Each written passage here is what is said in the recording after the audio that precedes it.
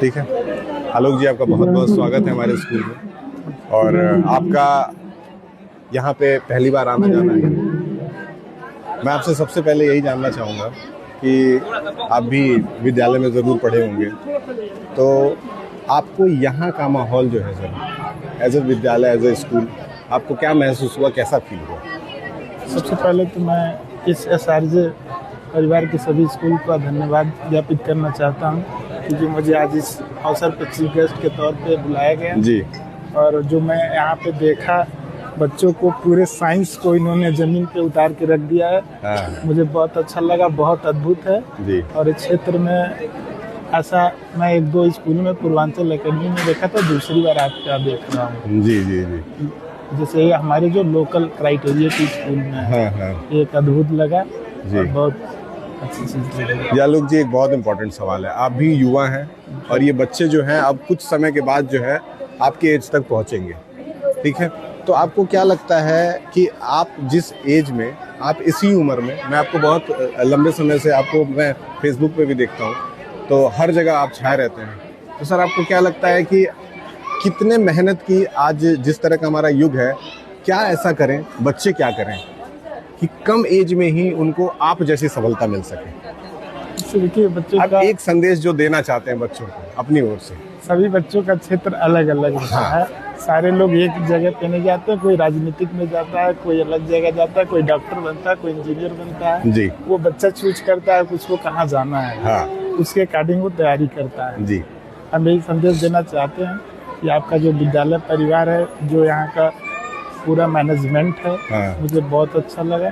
और आप लोग जो एक यहाँ बच्चों को शिक्षा दे रहे हैं, जी। जिस तरह से उनको आप लोग समझा रहे हैं, पढ़ा रहे हैं। जी।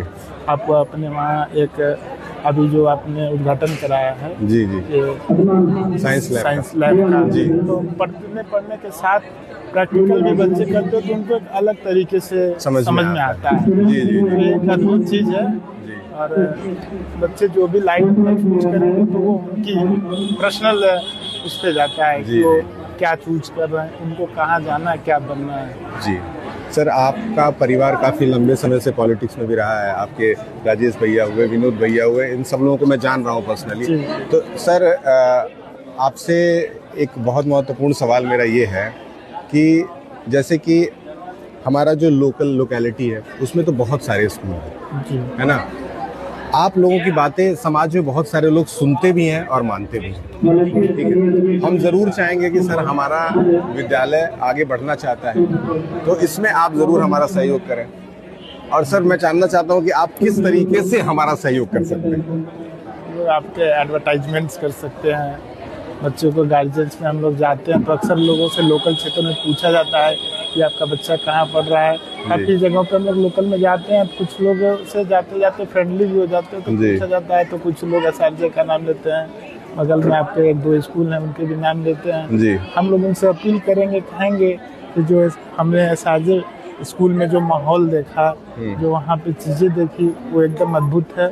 आप लोग अपने बच्चों को वहाँ भेजें और ये इस तरह से उनको करके हम लोग गाइडेंस कर सकते हैं। बहुत बहुत धन्यवाद है सर। एक आखिरी सवाल है सर, हमारे स्कूल में अभी प्रेजेंट टाइम में लगभग 400 के आसपास बच्चे, ठीक है?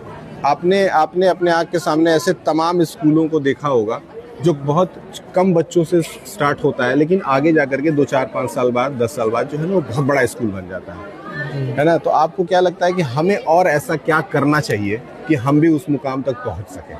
हमें तो आज देख के लगा कि ऑलरेडी आप उस मुकाम पे हैं।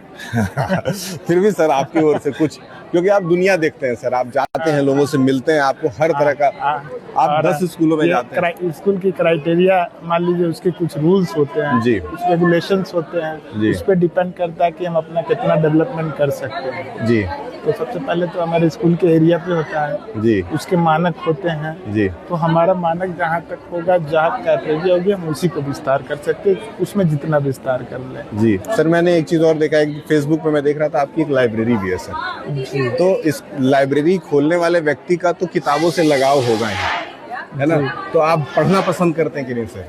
पसंद करता था, क्योंकि अब हम लोगों का कार्य क्षेत्र बदल गया, तो राजनीति में आ गए, तो पढ़ना तो पसंद था ही। हमने ऑलरेडी BCom का ग्रेजुएशन लिया, हाँ। उसके बाद हम लोग राजनीति में आ गए। अच्छा, जी, तो ठीक है, लेकिन पढ़ाई जो है वो तो जीवन भर चलने वाला चलना तो कार्य है। कोई एज सर, नहीं होता है, हाँ पढ़ने का कोई एज नहीं होता, आप कभी भी पढ़ाई शुरू कर सकते हैं। जी सर, बहुत बहुत ज़्यादा धन्यवाद है।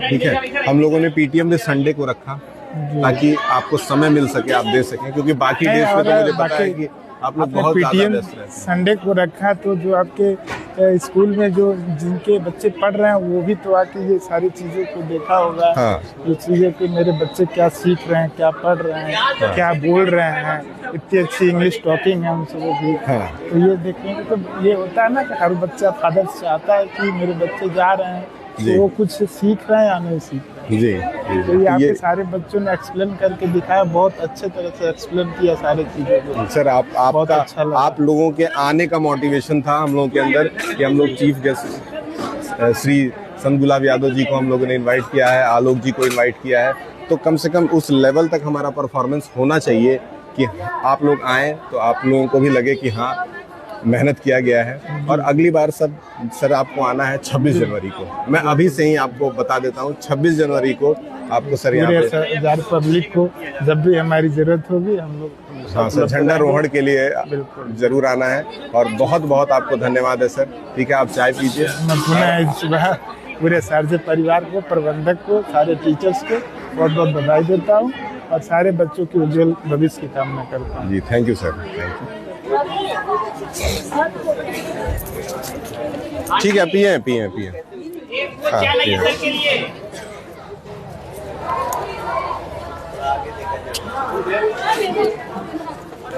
जया जी, इसको पॉज कर दीजिए।